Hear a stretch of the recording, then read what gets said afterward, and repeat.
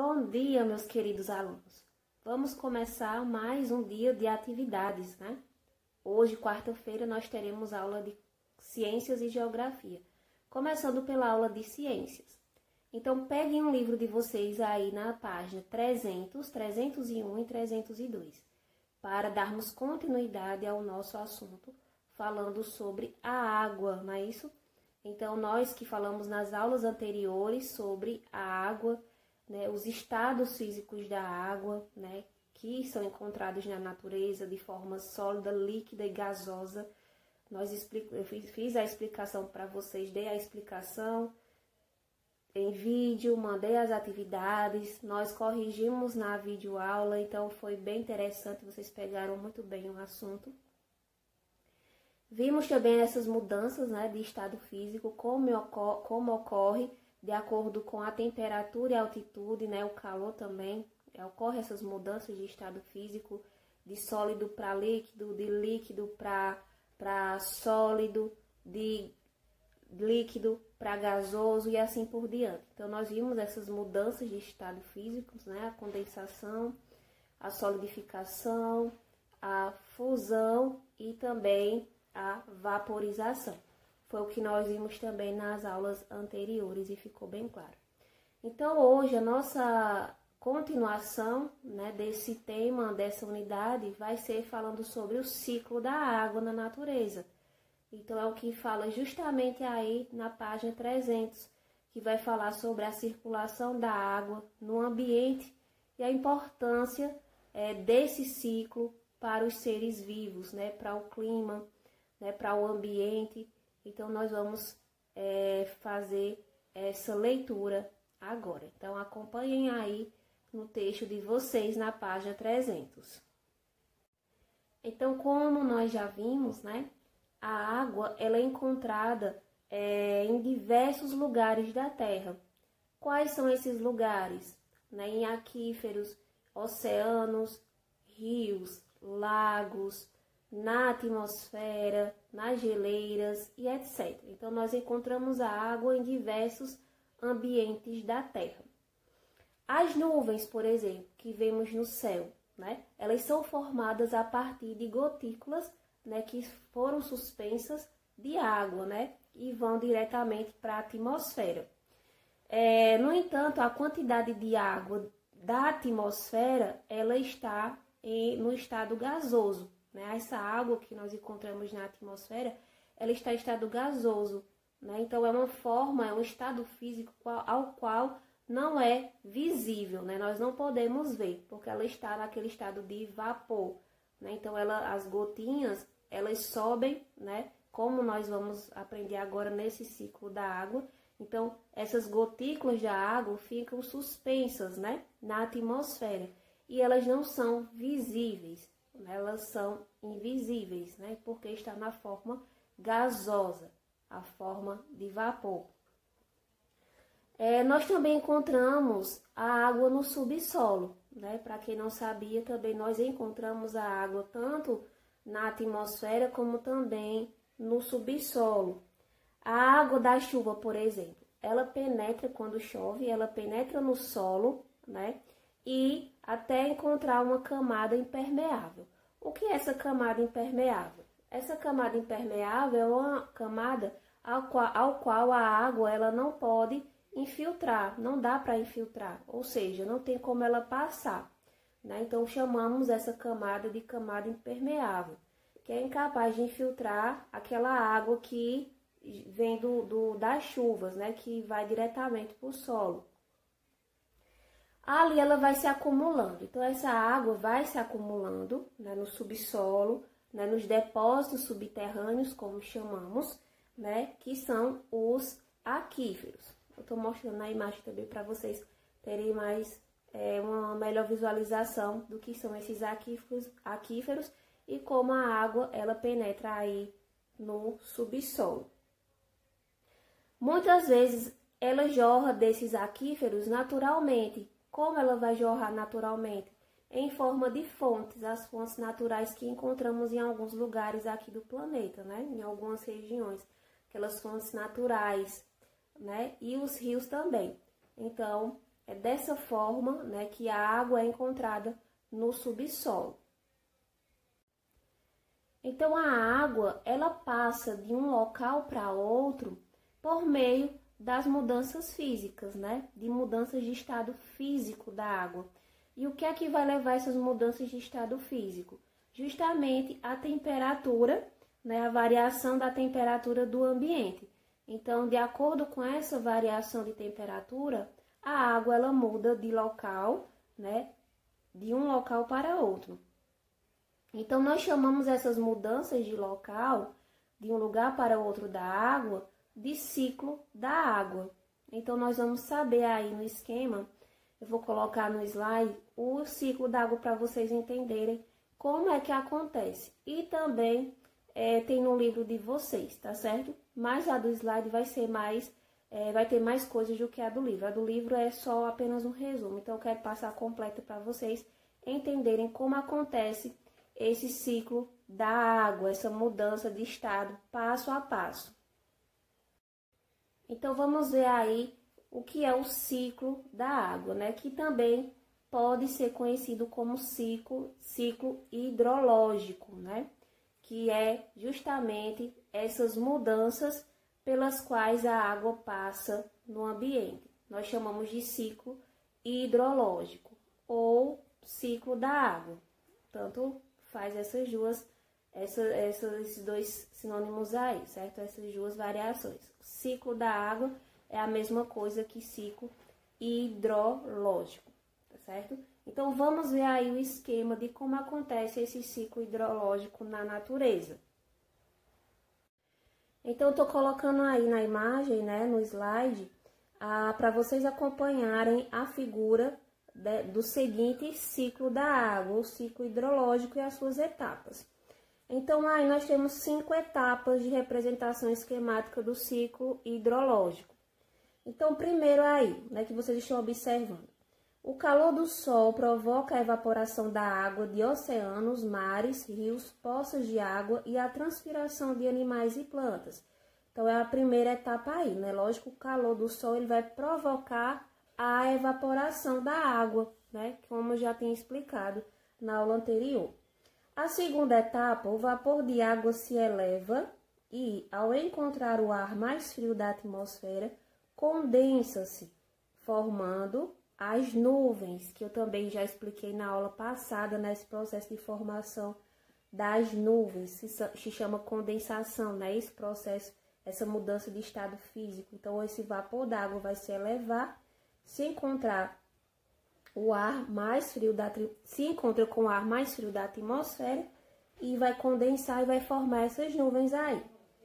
A terceira etapa aí que vocês estão observando, nas nuvens, as gotículas de água no estado líquido se acumulam. Então, elas vão se acumulando e vão formando gotas maiores que caem na forma de chuva, voltando para a superfície, né? Então, essas gotas, essas gotículas minúsculas, elas vão se acumular, vão formar gotas maiores e vão cair em forma de chuva, né? É assim que acontece as chuvas, voltando para a superfície.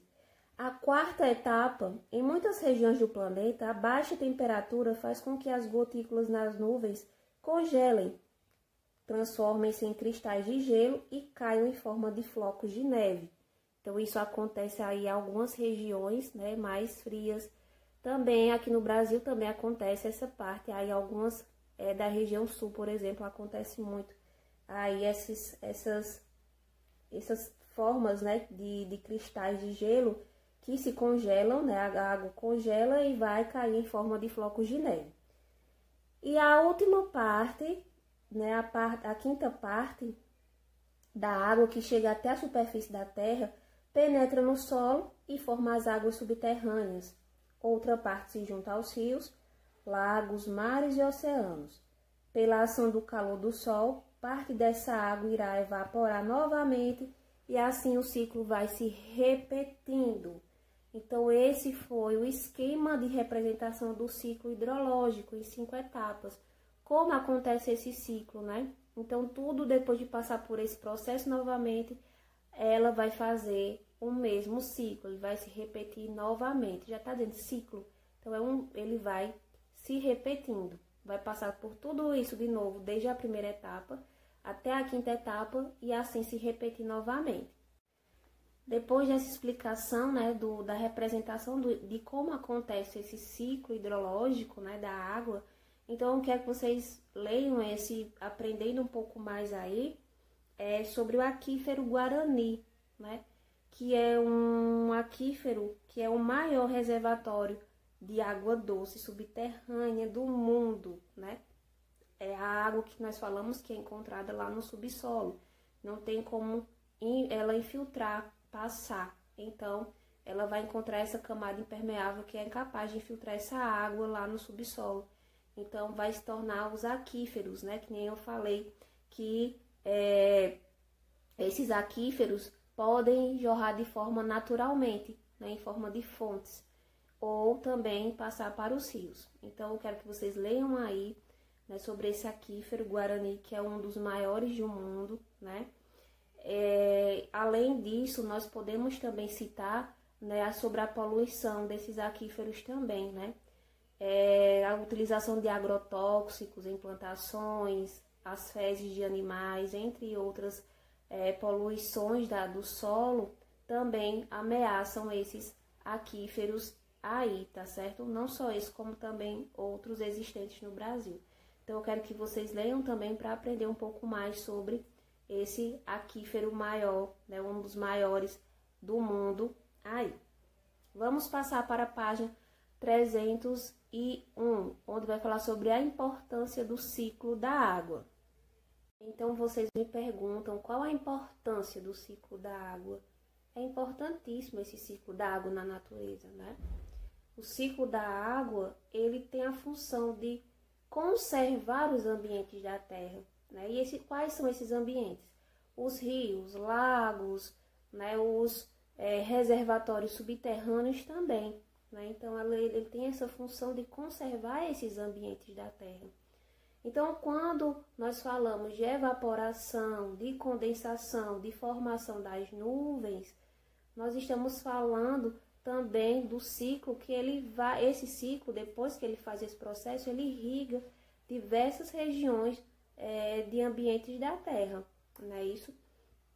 E auxilia nessa manutenção da existência da vida dos seres. Então, é importantíssimo esse ciclo na natureza, por conta disso, dessa conservação dos ambientes, né? Dessa formação das nuvens por meio da evaporação e da condensação, né?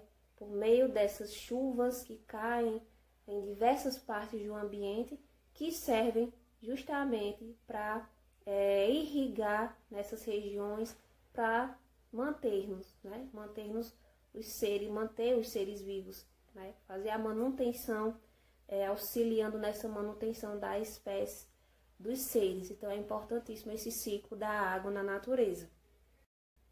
Além disso, é importante para as atividades humanas, não é isso? Como uma delas a agricultura, né? Então, o agricultor, quando ele vai sabe os períodos que vai chover, o período de seca, né? Então, quando ele sabe o período de boa safra, então quando vai cair aquela chuva, aquele período de chuva, né? Então, ele já vai plantar, né? Já planta para depois colher aquela safra, né? Para a colheita.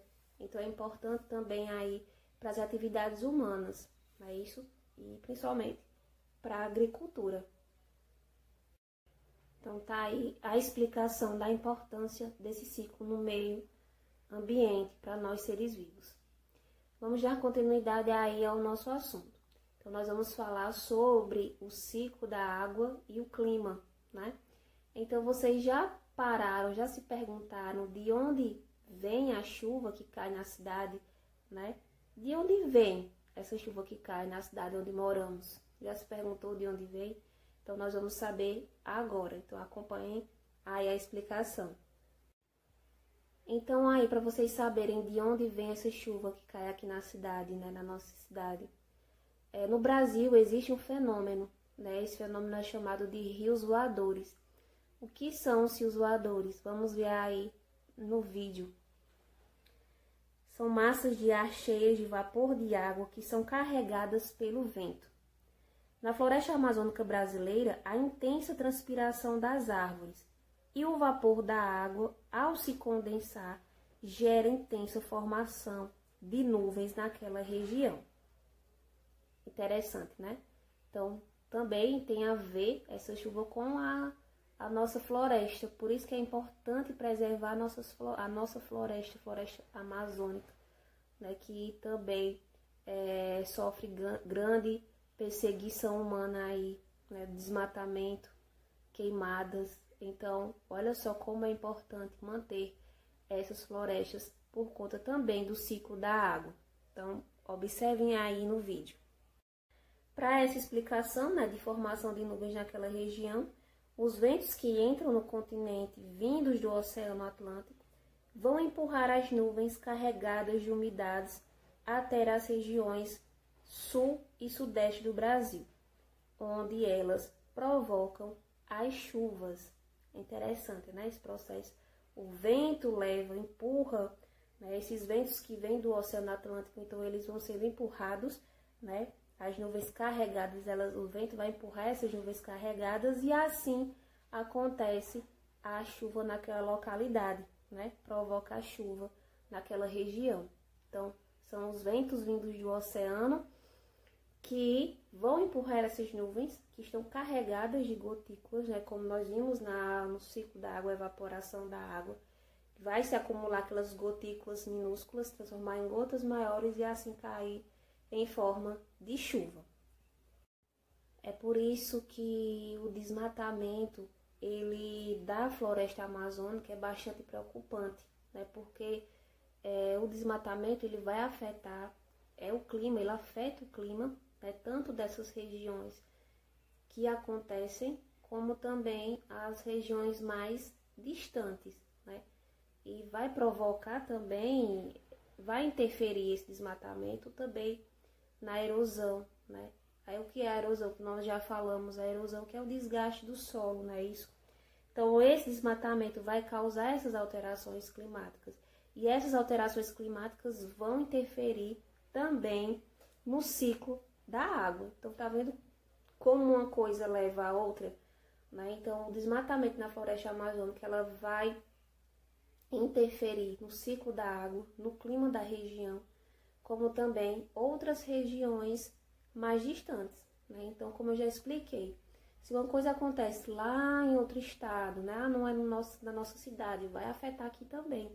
Então, acontece lá longe, num lugar distante, mas afeta também a nossa realidade aqui. É o caso da nossa floresta amazônica, que está em perigo, né, por conta dessa preocupação aí do desmatamento e das queimadas, não é? Então, sem essa cobertura vegetal, né, sem essa imensidade de plantas, dessa cobertura vegetal, então essas gotículas, esse carregamento de partículas empobrecem o solo, né? E assim vão prejudicar as plantas e os animais do local. Então, como é importante a preservação das nossas florestas, né? Nós preservarmos as nossas florestas, as nossas plantas, o nosso ambiente, então não tem como interferir, causar problemas nesse ciclo da água e também nas relações climáticas também da região, né? Então, todo esse conjunto, né, que se encontra na biosfera, como nós já estudamos, estão ligados entre si. Um depende do outro. Então, se um fator está desregular ali, aquele está desregulado, então outro fator, outro recurso também vai desregular. E assim por diante, né? Eles têm que estar em sintonia, todos os recursos encontrados no nosso mundo, né, na natureza, tem que estar em sintonia, em plena sintonia. Então, se um está fora de sintonia, se está causando problemas, se está tendo problemas, então outros recursos também irão ter outros problemas, porque eles têm que funcionar juntos, certo? Essa foi a explicação do ciclo da água e a importância desse ciclo da água na natureza. Espero que tenha ficado claro aí para vocês. Com essa explicação, vocês vão fazer o exercício da página 310 2, certo? Só tem uma questão com 4 alternativas. Então, você vai fazer o exercício de acordo com a explicação do ciclo da água e vai fazer, né, que nem eu falei lá na videoconferência da semana passada, que vocês providenciassem um material, né, para fazer esse trabalho aí na página 302, na prática. A cobertura vegetal e erosão do solo. O que é que vocês vão precisar? Material. 6 garrafas PET, né, aquelas garrafas de refrigerante, né, transparentes e limpas. Solo, grama viva, restos de vegetais como folhas secas, né, ramos, cascas de árvores. Eu até falei sobre também cascas de verduras também, de legumes servem também. Barbante, uma tesoura sem ponta e água. Então, vocês vão seguir o passo a passo aí do livro, da página 302, para fazer esse processo de cobertura vegetal e erosão do solo, certo? Então, é fácil, né? O trabalho vai ficar mais ou menos dessa forma aqui, ó, certo? Então, você vai fazer desse mesmo jeito que tá explicando aqui o livro, tá certo? Então, vocês vão fazendo aos poucos e depois vão me mostrar, mandar as fotos dos trabalhos de vocês e ver a diferença de como ficou essas três garrafas aí, o que é que vocês observaram, né? Uma vai colocar solo, outra vai colocar o solo e a grama, outra só vai colocar a grama e vocês vão seguir o passo a passo aí dessa experiência, tá certo? E depois vamos fazer vai responder as perguntas da página 303, né, que são 4 questões lá em cima, né? Primeira, segunda, terceira e quarta questão. Depois que vocês fizerem essa experiência, vocês vão fazer essas 4 perguntas, certo? Não é para fazer essas daqui, porque isso aqui já é outro assunto que nós vamos dar continuidade na próxima aula, ok? Então, qualquer dúvida, é só entrar em contato comigo. Nós temos o nosso grupo, né, dos alunos, temos o grupo dos pais também, para quem não tem WhatsApp, e tá entrando em contato comigo para alguma dúvida, esclarecer a questão do trabalho, tá certo? Beijos, até a próxima aula.